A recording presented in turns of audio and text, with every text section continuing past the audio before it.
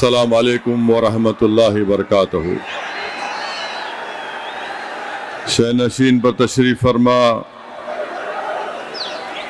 मजलिस इत्तेहादुल मुस्लिमीन के क़ायद मुखन्ना तेलंगाना मोहतरम जनाब अकबरुद्दीन ओवैसी साहब, वो तेलंगाना के मजलिस इत्तेहादुल मुस्लिमीन के अरकान असम्बली,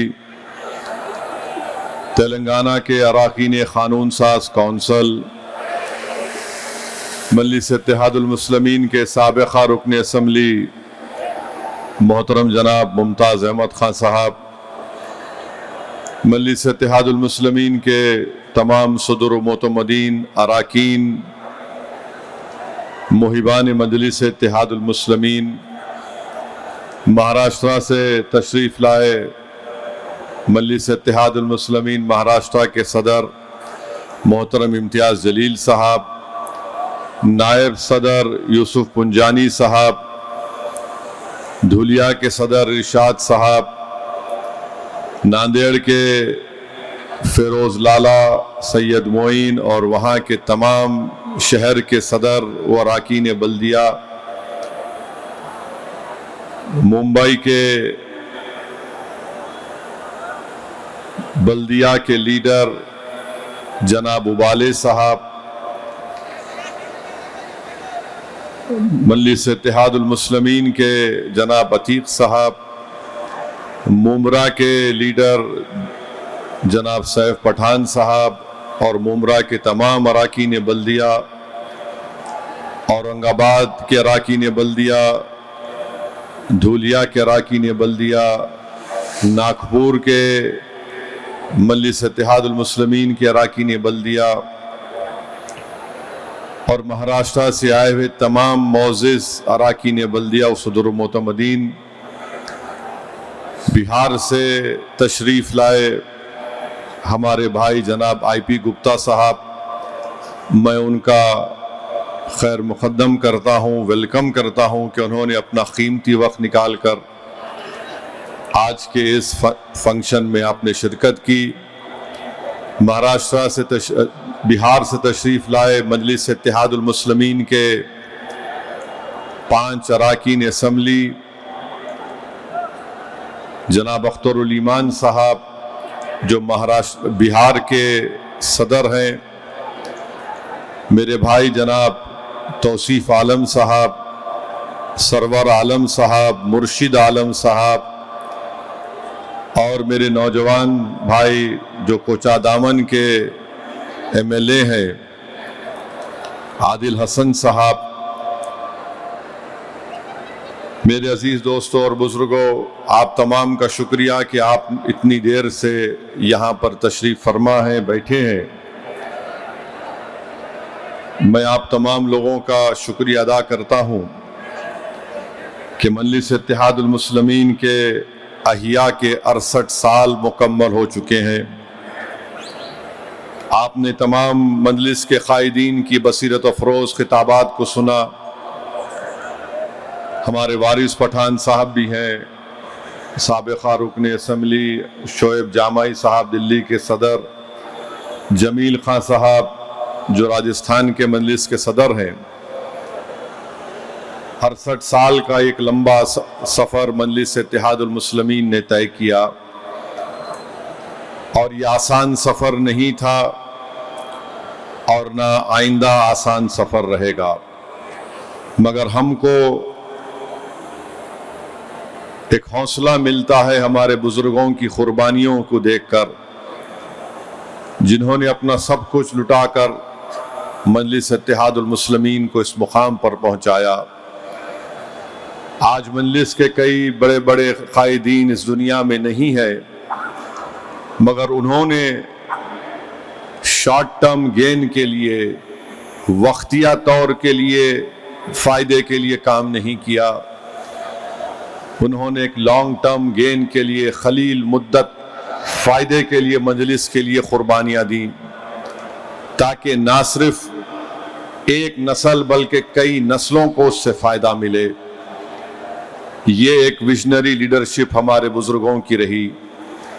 दारुस्सलाम की सरजमीन में जो मजलिस का हेडक्वार्टर है, यहाँ पर ये जो आलीशान तालीमी इदारों के बिल्डिंग्स आपको नज़र आ रहे हैं, अगर अल्लाह इन बिल्डिंग्स को ज़बान देगा तो इन तमाम बिल्डिंग की एक एक ईंट पुकार कर कहेगी कि इसमें तुम्हारे बुजुर्गों की कुर्बानियाँ हैं, उनके आंसू हैं, उनका खून है, जेल की सोबतें हैं, कर्फ्यू की तकालीफ है। खाक और खून के दरियाओं से गुजर कर मजलिस इत्तेहादुल मुस्लिमीन ने इन तालीमी इदारों को कायम किया। मैं आप तमाम को ये बताना इसलिए चाह रहा हूँ कि हमारे बुजुर्गों ने ख्वाब देखा था। जब मैं यहाँ पर 7:30-8 बजे आकर बैठा तो कुर्सियों की कमी थी, तो एक लॉरी में कई कुर्सियों को लाया गया। आप हजरात कुर्सी लेकर बैठ रहे थे। मेरे भाई, इस जमात के पास 68 साल पहले जब पहला जलसा 2 मार्च को अब्दुल वाहिद ओवैसी ने किया, और उससे पहले जब जलसे होते थे तो ना तो लोग आते थे, ना शतरंजियां रहती थी, बल्कि अब्दुल वाहिद ओवैसी 5-6 लोगों को खड़ा कर कर 1-1 घंटा तकरीर करते थे लोगों के अतराफ में चल कर। अगर आज किसी सियासतदान को कहा जाए कि 10 लोग को देखकर तुम तकरीर करो, तो सियासतदान कहेगा कि तुम मुझे इतना गिरा हुआ नेता समझ रहे हो कि 10 लोगों से खिताब करूं। मगर अब्दुल वाहिद ओवैसी और उस वक्त के मजलिस के कायदीन में एक जज्बा था, इखलास था, और जिस विजन को, जिस कामयाबी को वो देख रहे थे, उसको हासिल करने के लिए वो लाउड स्पीकर की ज़रूरत को महसूस नहीं किए।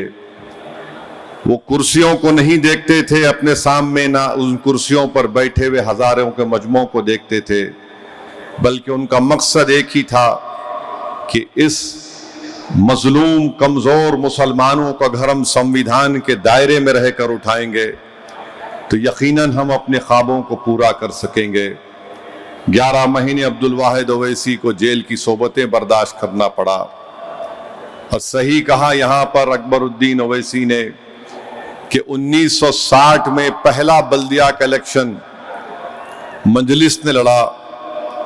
16 या 17 अराकीन बल्दिया मजलिस के कामयाब हुए थे, उसमें से 4 या 5 हमारे गैर मुस्लिम हिंदू भाई, दलित भाई भी कामयाब हुए थे।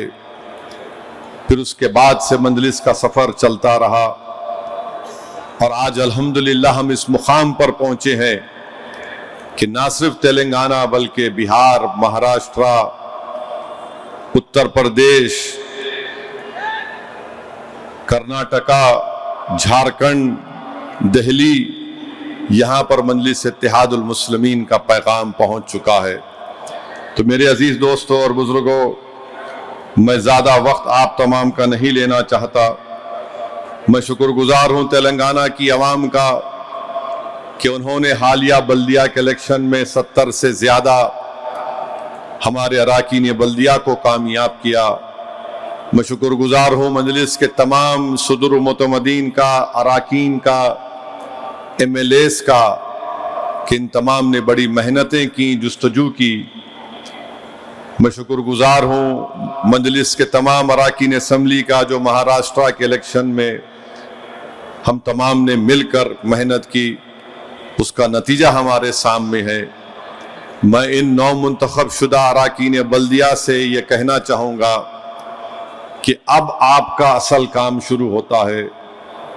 अवाम के दरमियान में रहिए, अवाम का काम करिए और इखलास के साथ, पूरे ऑनेस्टी के साथ काम करिए। और इस बात को जान लीजिए कि आप अगर 1000 काम भी करवा लेंगे, मगर अगर आप अवाम से मुलाकात नहीं करेंगे, अवाम के दरमियान में नहीं रहेंगे, तो फिर आप कभी भी आवाम की मोहब्बत और खुलूस के हकदार नहीं बन सकते। आवाम के दरमियान में रहकर काम करिए और खुदा के लिए इन अराकीन बल्दिया से और मेरे बिहार के अराकीन असम्बली से भी अपील है कि अपने पास अगर आप पीए को रखते हैं तो सेल फोन आप अपना उठाइए।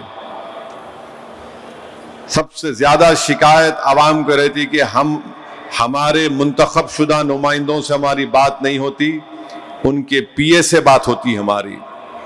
तो सेल फोन है, सेल फोन उठाइए, सुनिए। अगर गुस्सा भी करता है तो कोई बात नहीं, हम तो रोज सुनते, घर में भी सुनते, घर के बाहर भी सुनते। तो मेरे अजीज दोस्तों और बुजुर्गों, मैं शुक्रगुजार हूं सीमांचल की जनता का कि उन्होंने मजलिस इत्तेहादुल मुस्लिमीन के दोबारा 5 अराकीन असम्बली को जनाब अख्तरुल ईमान साहब की लीडरशिप में मुंतखब करवाया।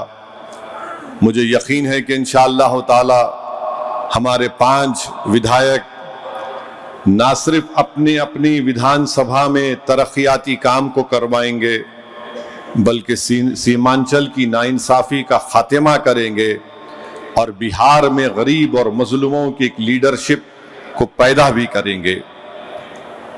मैं शुक्रगुजार हूं जनाब आईपी गुप्ता साहब का कि आप आए यहाँ पर, और मैं आपसे वादा कर रहा हूं कि आपकी समाज की लड़ाई हमारी लड़ाई होगी। आप अकेले नहीं हैं उसमें, हमसे जो हो सकता बराबर हम करेंगे। भारत की पार्लियामेंट में इंशाअल्लाह ताला 9 मार्च से दोबारा पार्लियामेंट चालू होगी। मैं पूरी कोशिश करूंगा कि आपकी समाज की नाइंसाफी का जिक्र उस भारत की सबसे बड़ी पंचायत में कर सकूं। आप हमारे साथ रहे या ना रहे, जो मजलूम है, जो कमजोर है, मजलिस उसके साथ खड़ी रहती है और हम बराबर आपके इंसाफ की लड़ाई के साथ हैं और हम आवाज उठाएंगे और मुझे यकीन है कि इंशाअल्लाह ताला हमको कामयाबी मिलेगी। यहाँ से जलसा खत्म होने के बाद जब आप वापस जाएंगे पुरअमन तरीके से जाइए। कल महाशिवरात्रि हमारे हिंदू भाइयों का त्यौहार है, आराम से जाइए। और मैं आपसे अपील कर रहा हूं कि जरा सेल फोन खोलिए, डाइस पे जो हजरात है वो भी सेल फोन खोलिए, सेल फोन की लाइट खोलिए और सुनिए मैं क्यों कह रहा हूं। मैं ये इसलिए कह रहा हूं कि 2019 में आज ही 14 फरवरी के दिन पुलवामा में दहशतगर्दों ने हमला किया था। हमारे भारत के 40 सीआरपीएफ के जवान शहीद हो गए थे। तो हम उनको याद करने के लिए और उनसे हम ताज़ियत करते हैं जो हमारे बहादुर सिपाही मारे गए। हम उम्मीद करते कि हमारे मुल्क के वजीर आज़म जो पड़ोसी मुल्क से दहशतगर्दी को फरोग दिया जा रहा है उसको जड़ पेड़ से निकाल कर फेंकेंगे। बहुत बहुत शुक्रिया। आप जेब में रखो सेल फोन। आ गई फोटो, मीडिया वाले ले लिए। 5वीं बात यह है कि हमने अहमद पाशा कादरी साहब को खोया। हमारे मजलिस इत्तेहादुल मुस्लिमीन के सीनियर कायद, उनके फर्जन यहाँ पर तशरीफ फरमा है। अहमद पाशा कादरी साहब की मैं जितनी भी तारीफ करूं मेरे पास अल्फाज नहीं है कि किस तरीके से मरहूम पाशा ने इस जमात के लिए बहुत सी कुर्बानियां और मेहनतें की। यकीनन हम उनसे महरूम हो चुके हैं। पाशा का तजुर्बा, अहमद पाशा कादरी साहब का वो सियासी सोच, उन तमाम चीज़ों से हम महरूम हो चुके हैं। और मेरे लिए बजाते खुद एक बहुत बड़ा, मैं समझता हूँ कि मेरा एक अजीम नुकसान हुआ है, मगर ये ज़िंदगी की हकीकत है कि जो इस दुनिया में आता है वो उस दुनिया से इसको जाना पड़ेगा। मगर मुझे यकीन है कि जो कुर्बानियाँ अहमद पाशा कादरी साहब ने मजलिस इत्तेहादुल मुस्लिमीन के लिए दी है, अल्लाह सुब्हानहू व तआला ज़रूर उनको उसका अजर देगा। और हम दुआ करते हैं कि अल्लाह उनकी खबर को नूर से भर दे और अल्लाह सुब्हानहू व तआला उनके फर्जन को, उनके अफराद ख़ानदान को अल्लाह उनको सब्र जमील अता करे। और एक बात, महाराष्ट्र में रुकनियत साजी हो रही है, मेंबरशिप का आगाज हो रहा है, आप उसमें हिस्सा लीजिए। इम्तियाज जलील साहब की तरफ से आज QR कोड का रस्म इजरा हुआ। मैं महाराष्ट्र के तमाम अराकीन बल्दिया से कहना चाहूँगा कि आप कोऑप्शन मेंबर्स की जो लिस्ट है वो बनाकर इम्तियाज जलील साहब को दीजिए, जिसको आप कोऑप्टेड मेंबर बनाना चाहते हैं। मजलिस इत्तेहादुल मुस्लिमीन की तरफ से उस पर फैसला किया जाएगा। लिस्ट बनाकर आप दीजिए। मैं आपको ये भी बताने के लिए खड़ा हूं मेरे अजीज दोस्तों और बुजुर्गों कि मजलिस इत्तेहादुल मुस्लिमीन 68 साल का ये सफर जो तय किया है, ये मजलिस के जिम्मेदारों की, अराकीन की कुर्बानियों का नतीजा है कि मजलिस ने इतना लंबा सफर किया है। और आज मजलिस गरीब और मजलूमों की एक आवाज बन चुकी है। अगर कोई भारत का नागरिक रशिया में फंस जाता है तो कहता है कि मजलिस के MP से कांटेक्ट करो, राब्ता करो, हमको भारत बुला लिया जाएगा। मेरे अजीज दोस्तों और बुजुर्गों, मजलिस ने हमेशा लॉन्ग टर्म प्लानिंग की है। हम सिर्फ छोटे फायदे के लिए अगर कोई काम करेंगे तो इससे जमात को कोई फायदा नहीं होगा। अगर हम ये समझेंगे कि सिर्फ जल्दबाजी में हम कुछ करने से फायदा हो जाएगा, नहीं होगा। अगर हम इज्तिमाइयत को फरोग देंगे तो जमात और ताकतवर होगी।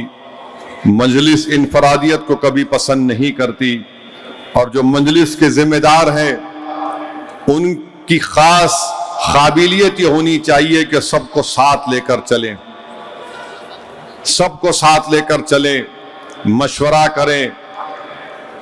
आप बैठकर गुफ्तगू करिए। जाहिर है अल्लाह ने 5 उंगलियां बनाई हैं तो 5 एक ही साइज के नहीं है। हो सकता है कि राय मुख्तलिफ होगी, मगर अगर बैठकर आप बात करेंगे तो कुछ एक लाहे अमल पे और कुछ एक नतीजे पर आप आ सकते हैं। और जिसको ओहदा मिलता है उसकी जिम्मेदारी होती है कि वो उन सबको बुलाए। जो बड़े ओहदे पर होता है वो ये ना कहने मेरे से नहीं मिलते, आपसे नहीं मिलते, मगर आपको अल्लाह ने बड़ा इसलिए बनाया है कि आप अपना दिल बड़ा करके उनसे बात करते रहें, उनसे पूछते रहें।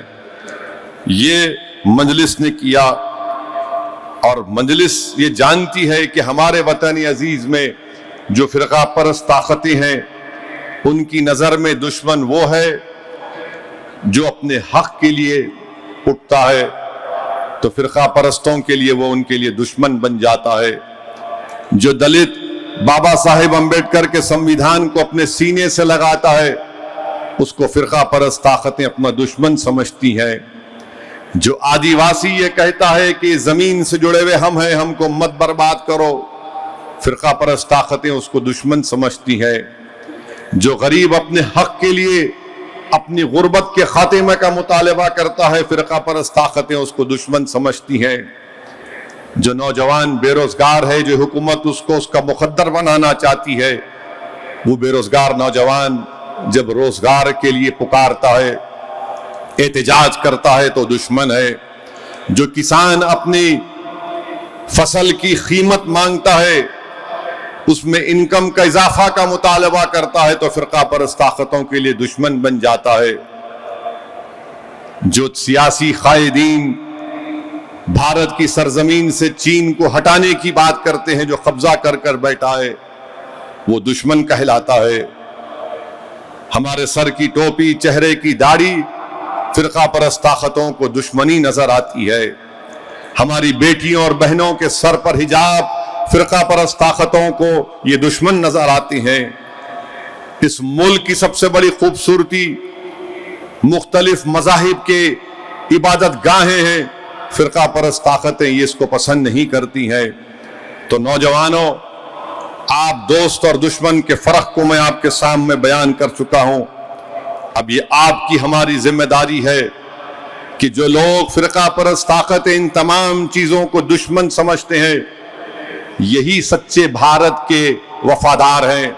क्योंकि भारत में जो ख्वाब हमारे बुजुर्गों ने देखा था कि किसान खुशहाल रहेगा, नौजवान अपने मुस्तकबिल के लिए फिक्रमंद नहीं रहेगा, गरीबी का खात्मा होगा, भारत की दौलत सब में बांटी जाएगी, सिर्फ 10% लोगों के पास 80% दौलत नहीं रहेगी।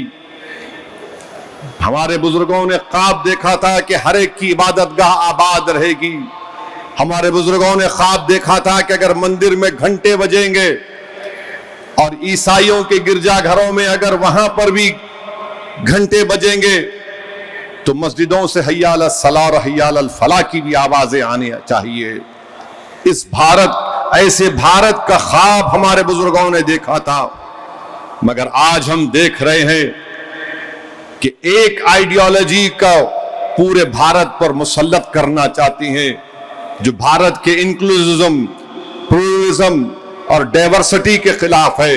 बल्कि भारत के आईन की जो तमहीद है, प्रियम्बल है, उसमें क्या लिखा बाबा साहेब अम्बेडकर ने, liberty of thought, belief and expression, उसके खिलाफ आज सब कुछ हो रहा है।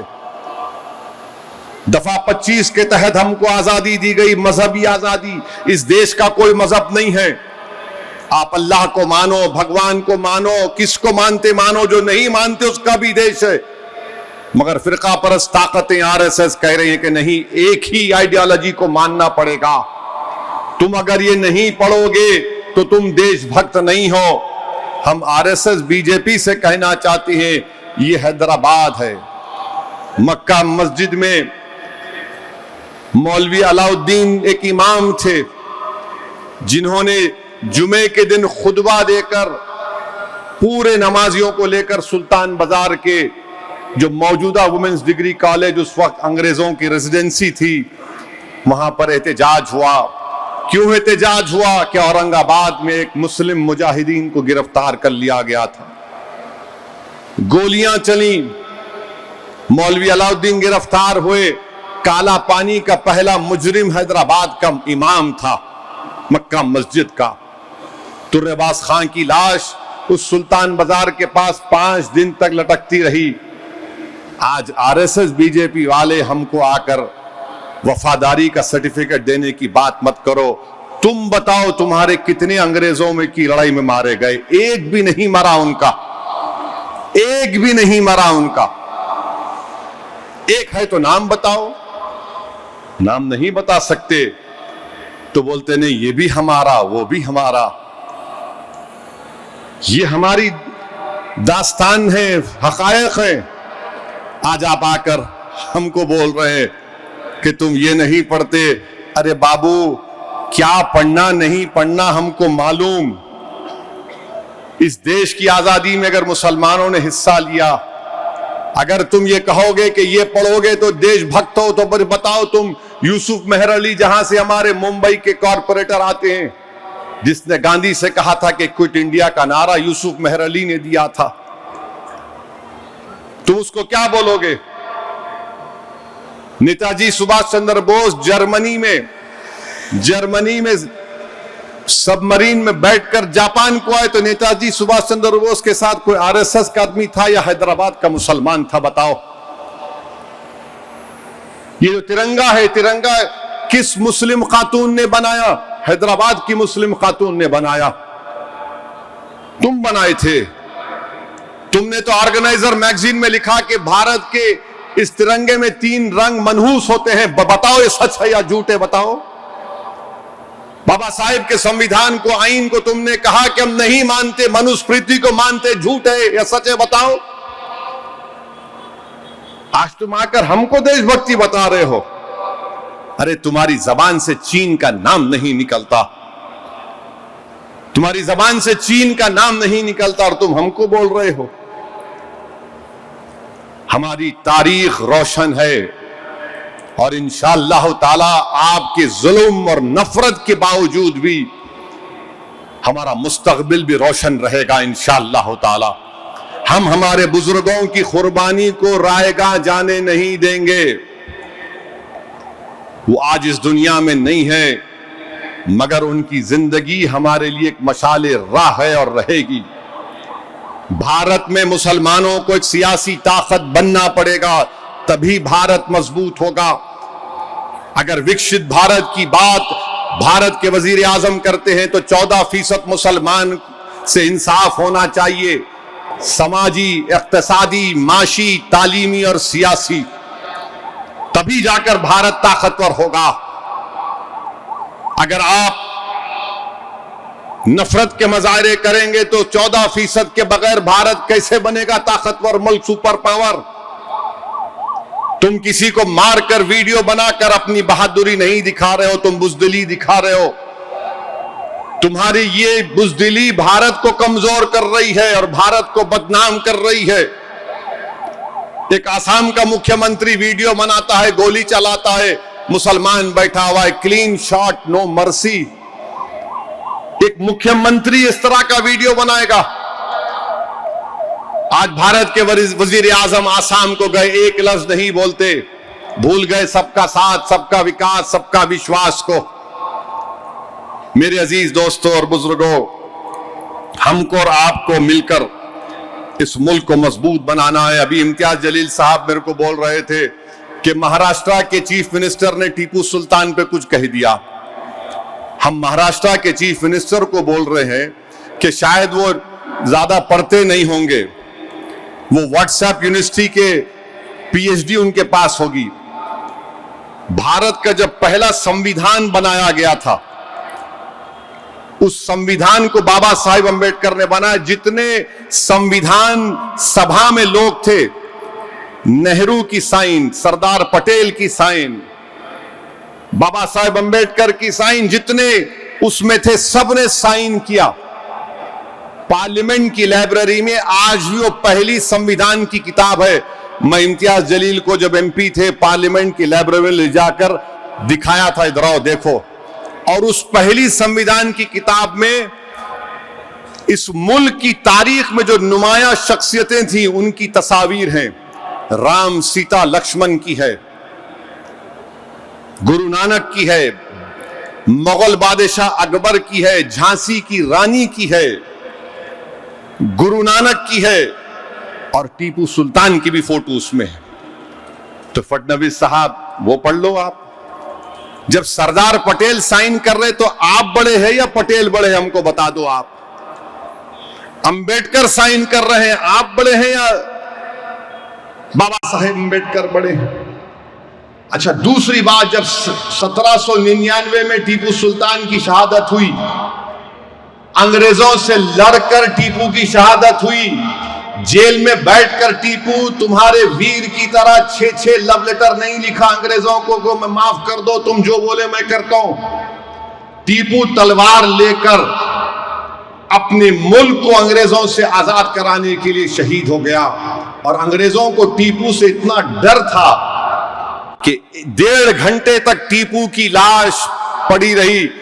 अंग्रेजों की फौज के घेरे में टीपू की लाश है, मगर डर रहे थे कि अगर शेर उड़ गया तो क्या होगा। जब जाकर देखे तो टीपू का जिस्म गर्म था।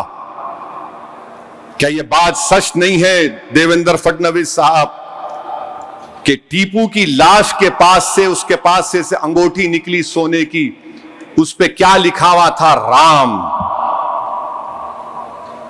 उस पर राम लिखा हुआ था। और 2014 में बर्तानिया में 1,40,000 पाउंड में उसका हर्राज हुआ।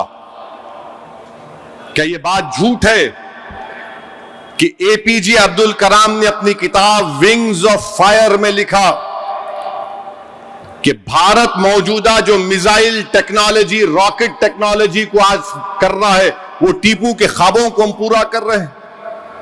एपीजे अब्दुल कलाम तो आपके लिए हीरो है ना, हमारे लिए भी है, मगर आपके लिए ज्यादा है। आप तो बोलते नहीं हर मुसलमान एपीजे अब्दुल कलाम क्यों ना चाहिए। ठीक है, मैं खराब हूं, वो अच्छे हैं, तो उनकी बात को मान लो। विंग्स ऑफ फायर में एपीजे अब्दुल कलाम ने टीपू सुल्तान का जिक्र किया। अच्छा चलो ये भी मत मानो तो तुम गांधी को मानते नहीं मानते, या फिर तुम गोडसे को मानते, बोलो हमको। गांधी ने अपनी यंग एज मैगजीन में लिखा कि Tipu Sultan was the embodiment of Hindu Muslim unity, यानी वो टीपू सुल्तान हिंदू और मुसलमानों में मोहब्बत का यकजाई था। अब क्या गांधी को झूठा बोलेंगे? आप मेरे को बोल सकते हैं आप? क्या टीपू सुल्तान ने श्रीनगरी मठ में फौज आई थी? कहां से आई थी? फडणवीस बोलेंगे आपको, मैं बोलूंगा तो फिर फौज आकर सोने का एक पुतला था उस मंदिर में लूट के लेके चले गए, शारदा देवी का। टीपू ने वहां पर मंदिर को तामीर करवाया, ग्रांट लिखे। 1791 जुलाई 6 को टीपू ने खत लिखा था मेलकोटे को। मेलकोटे की मंदिर के बारे में उसमें लिखा गया, आज भी जाकर देख सकते। बादशाह था टीपू, टीपू डेमोक्रेट नहीं था। बादशाह और जमहूरियत में फर्क होता है, आप इख्तिलाफ करो टीपू से, मगर यह बोलना कि नहीं टीपू इतना दुश्मन था। अरे हर बादशाह को सिर्फ अपनी ताकत से मतलब रहता था। वहां का इलेक्शन था, वोट डालने का मियार था, कुछ नहीं था। मगर तारीख को अगर आप तोड़ मोड़ के पेश करेंगे तो ये जरा हकीकत को पेश करना था। और क्या यह बात झूठ है या सच है? बताओ। अप्पाजी राम कौन थे? टीपू सुल्तान की फौज के कमांडर थे। ये भी बोलो आप झूठ है? टीपू सुल्तान के साथ थे ये लोग। उनके ट्रेजरर कौन थे? खाजिन कौन थे? कृष्णा राव। तो बीजेपी जो है इस तरह से तारीख को पेश करती कि नफरत पैदा कर दो। मगर भारत की पहली संविधान की किताब में टीपू की फोटो है या नहीं? बता दो चलो। ये तो 1950 की बात कर रहा हूं। मेरे अजीज दोस्तों और बुजुर्गों, SIR होने वाला है। बिहार में हो गया, अब तेलंगाना में होगा और उसके बाद महाराष्ट्र में होगा। मैं हमारे तमाम अराकीन बल्दिया, महाराष्ट्र के सदर और जिम्मेदारों से अपील कर रहा हूं, तेलंगाना की आवाम से अपील कर रहा हूं कि SIR जब होगा, एक एक जेन्युइन नाम पूरा हमारा आना चाहिए। और याद रखिए, अगर आप अपने नाम को डलवाने में कोशिशें नहीं करेंगे, मजलिस रहबरी करेगी इंशाअल्लाह तेलंगाना में और महाराष्ट्र में भी। तो बीजेपी ये चाहती है कि NPR NRC के जरिए शहरियत ली जा सकती है। बीजेपी SIR के जरिए शहरियत छीनना चाहती है। अगर नाम नहीं आया तो प्रूफ करो तुम भारत के हो या नहीं हो।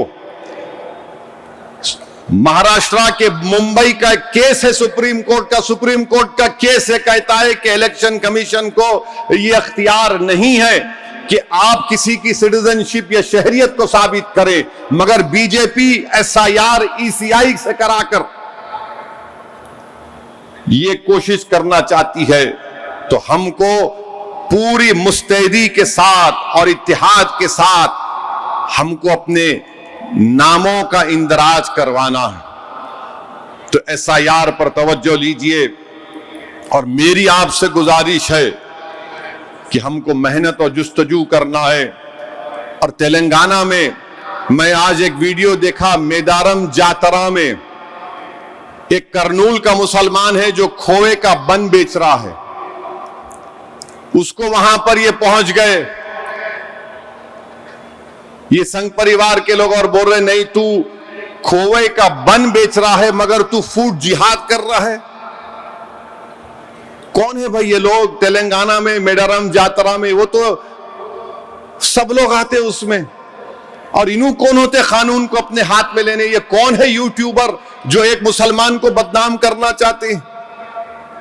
हम तेलंगाना की पुलिस से कहते हैं याद रखिए, ये एक वाकया नहीं, अगर ऐसा होगा तो फिर आप रोड जालिमों के हवाले कर रहे हैं, जुल्म बढ़ेगा। फिर रूल ऑफ लॉ को अगर बरकरार रखना है तो पुलिस की जिम्मेदारी है, यहां की हुकूमत की जिम्मेदारी है कि खिलाफ एक्शन लो। वो यूट्यूबरों के खिलाफ उठाओ, उन लोगों को केस लगाओ, उन पर BNSS का 199 लगाओ, ले जाकर उनको डालो जेल में, ताकि वहां पर वीडियो बना के दिखाओ हमको।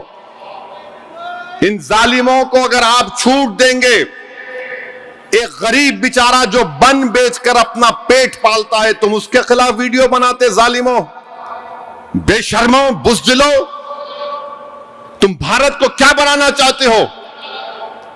तुम दुश्मन हो भारत के।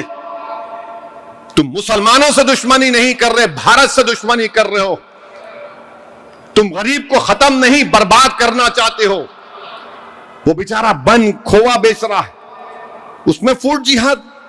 अबे तुमको खाना अच्छा नहीं लगा तो तुम बुलाते बल्दिया को, पुलिस को बोलते, कुछ नहीं। तुम क्या पुलिस बन चुके हो?